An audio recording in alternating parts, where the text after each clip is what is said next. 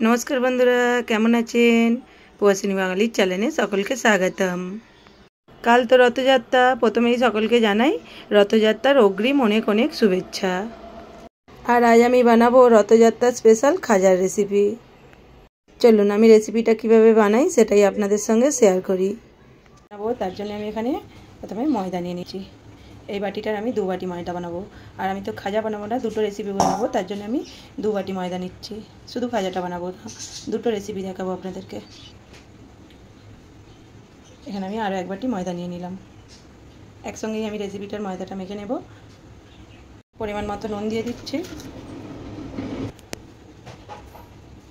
আর আমি ময়নের জন্য ঘি ইউজ করছি। এখানে ঘিও ইউজ করা যায় আর তেলও ইউজ করা যায়। আর আমি দিয়ে দিচ্ছি এটা বেকিং সোডা, 1/2 চামচকেও কম দিয়ে দিলাম। দিয়ে আমি ময়নটা ভালো করে দিয়ে নেব। আর এখানে ময়নটা কিন্তু খুব ভালো করে দিতে হবে।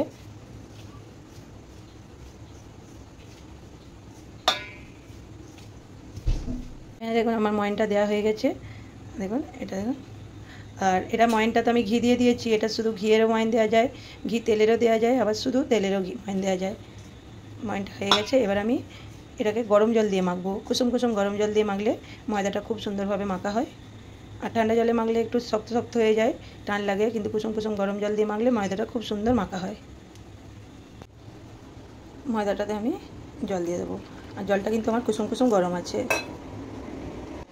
কুসুম কুসুম গরম জল দিয়ে আমি ময়দাটাকে সুন্দরভাবে মেখে নেব। ময়দাটা মেখে নিয়ে ফিরে আসছি। দেখুন ময়দাটা আমার পুরো মাখা হয়ে গেছে ভালো করে। এবার এটাকে আমি রেস্ট করতে দেবো আধা ঘন্টার জন্য। আর উপরে একটু তেল লাগিয়ে নেব। এটাতে তেল লাগিয়ে নিয়েছি, নিয়ে আমি এটাকে রেস্ট করতে দেবো।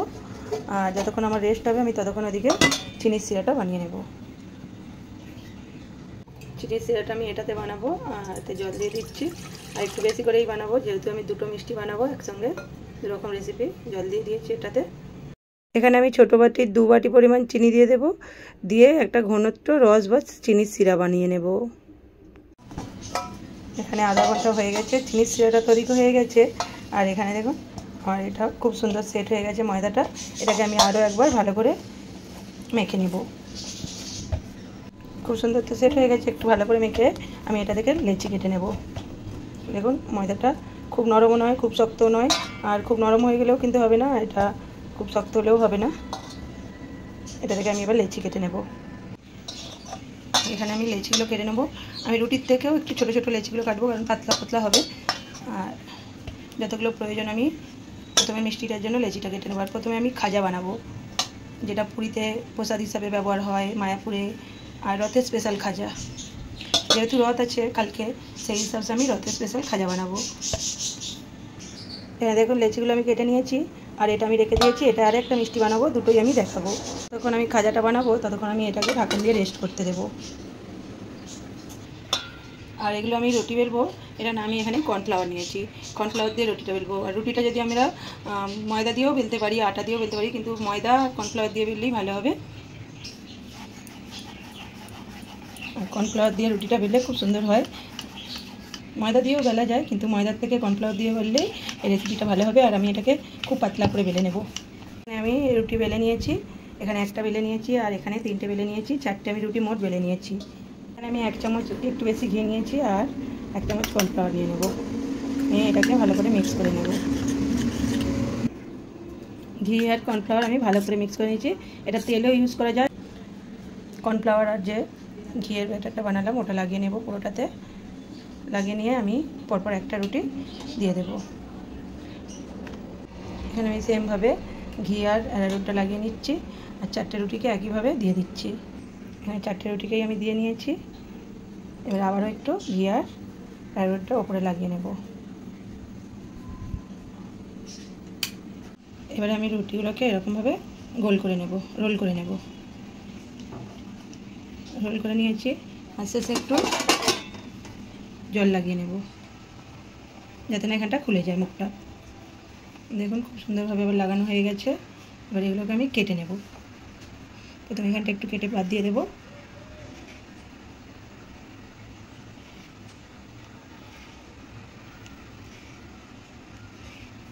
সবকটা সেম সাইজের কেটে নেব। সবকটা আমার কাটা হয়ে গেছে আর ভিতরগুলো দেখুন এরকম হয়েছে। এবার এগুলোকে আমি বেলে নেব। আমি এরকমভাবে নিয়েছি, নিয়ে হালকা হাতে একটু বেলবো। আর আমি একটুখানি কর্নফ্লাওয়ার নিয়েছি হালকা করে, দেখুন এরকমভাবে হালকা হাতে বেলে নেব। সবকটাকে এরকমভাবে আমি বেলে নেব। আর কর্নফ্লাওয়ারটা না দিলেও বেলা যাবে, কিন্তু কর্নফ্লাওয়ারটা দিয়ে বেললে আরও সুন্দর হবে।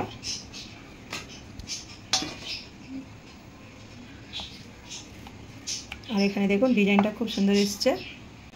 সবকটা আমি সেমভাবে বেলে নেব। আমার এগুলো বানানো হয়ে গেছে, কিছুটা বানিয়েছি আর তেলও গরম করতে দিয়ে দিয়েছিলাম। তেল গরম হয়ে গেছে আর গ্যাসটা আমি এই সময় মিডিয়াম টু লোতে রাখবো। রেখে তেলটা আমার খুব গরম হয়ে গেছে, রেখে আমি এগুলোকে ভেজে নেব।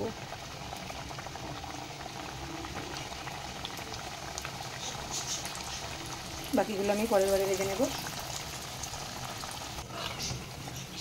এগুলো দেখুন ভাজা হচ্ছে এক পিঠটা, আর ডিজাইনটাও কিন্তু যে ডিজাইনটা এসেছিল সেটাও কিন্তু খুব সুন্দর আসছে।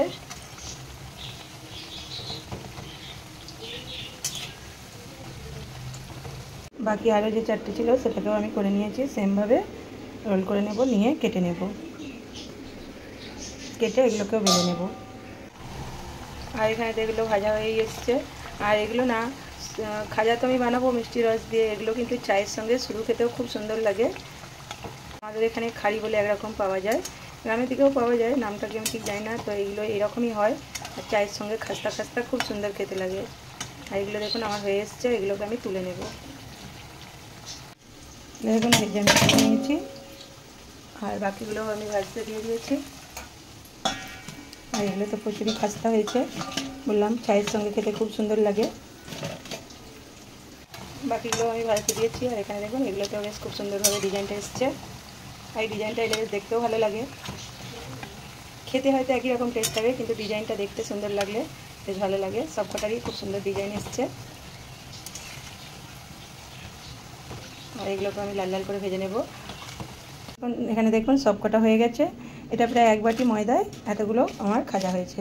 আর আমি সবকটা চিনির যে রস বানিয়েছি ওতে দেবো না, আমি কিছুটা দেবো, বাকিগুলো আমি চায়ের সঙ্গে খাওয়ার জন্য রেখে দেবো। আমি এখানে চিনির সিরাটা করে রেখে দিয়েছিলাম, গিয়েছিল আমি একটু গরম করে নিচ্ছি, নিয়ে ওর মধ্যে দিয়ে দিচ্ছি। এবার গ্যাসটা বন্ধ করে দেবো। খাজাগুলোকে আমি 10 মিনিট মতো ভিজিয়ে রাখবো। আর এখানে যেটা রেস্ট করতে রেখেছিলাম এটাকে আমি দুটো ভাগে ভাগ করে বেলে নেব।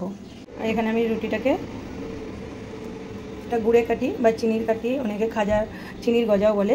এটাকে আমি বানানোর জন্য মোটা করে রুটিটা বেলে নিয়েছি। বেলে নিয়ে এটা চাকুর সাহায্যে কেটে নেব।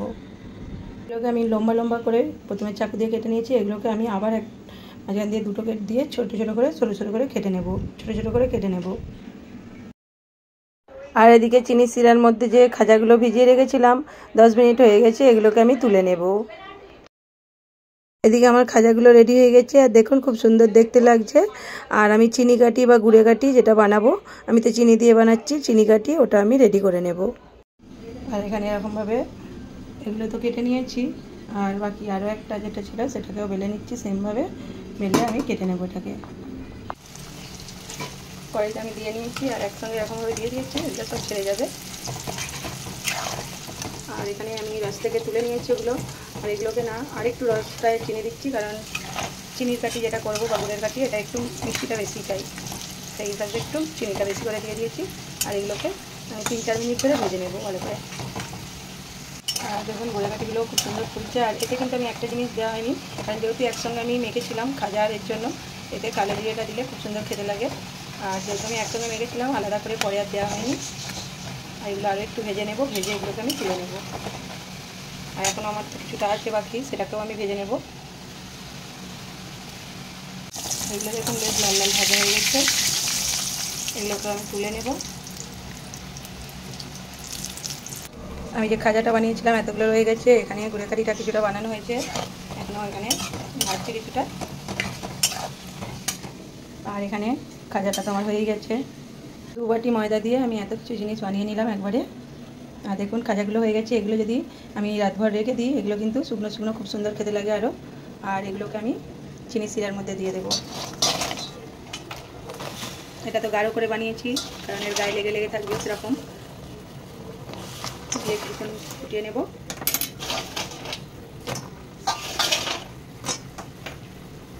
দেখুন আমার দেওয়া হয়ে গেছে। এবার আমি এটাকে গ্যাসটাকে বন্ধ করে দেবো। আর এটাও কিন্তু রেখে দিলে ঘন্টা দেড়েক এটাকে পুরো গায়ে লাগা লাগা হয়ে যাবে। আর চিনি চিনি দেখতেও ভালো লাগবে, খেতেও ভালো লাগবে। এটা আমি এই অবস্থায় গ্যাসটা বন্ধ করে দেবো। এখানে আমার সব কিছু রেডি হয়ে গেছে। 2 বাটি ময়দা দিয়ে এত কিছু জিনিস বানিয়ে দিয়েছি। আর এগুলো ঠান্ডা হলে পুরো রসটা ছিপকে যাবে গায়ের সঙ্গে, খেতেও ভালো লাগবে। সকলকে আবারও রথযাত্রার অনেক অনেক শুভেচ্ছা। আর আজকের রেসিপিগুলো আপনাদের কেমন লাগলো? যদি ভালো লাগে একটা করে লাইক কমেন্ট করে দেবেন। সকলে ভালো থাকবেন, সুস্থ থাকবেন, সাবধানে থাকবেন।